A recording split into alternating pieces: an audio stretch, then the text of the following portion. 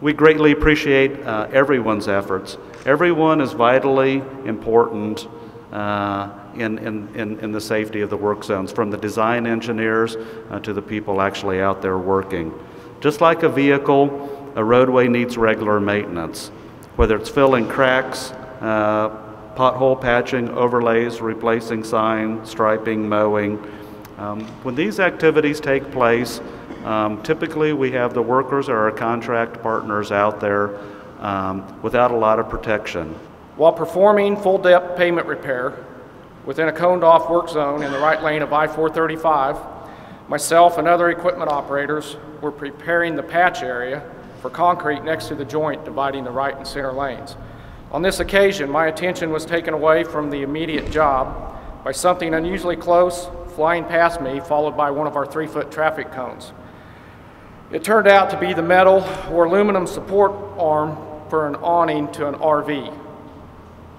The support arm had broken loose and swinging at will with the movement of the RV going down the highway. What seemed like slow motion and even more eye-opening was watching that support arm narrowly missing a coworker. We later joked, had he been standing upright instead of leaning over, he would have had to buy a new awning for the RV owner. But we know what the reality would have been. While this type of incident is not an everyday occurrence, it is also not uncommon. Things break, objects fall off vehicles, tires and wheels come loose and roll down or across the roadway. It's not just an errant vehicle we're watching for. I've worked for KDOT for 34 years on highways with traffic counts from 100 vehicles a day to 50,000 a day. I wish that before anyone could receive a driver's license, they'd have to spend an hour standing out on I-70 or I-35 and watch traffic driving by them at 70+ miles an hour while they were working a foot or two away with just signs and cones to protect them. These new drivers would have a new perspective about working on a roadway and hopefully would drive accordingly.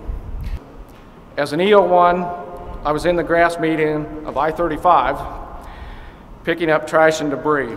A semi-tractor trailer locked its brakes and jackknifed while attempting to avoid colliding with another vehicle.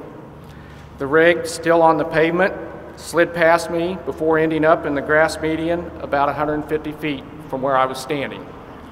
I then realized how fortunate I was and how dangerous this job could be.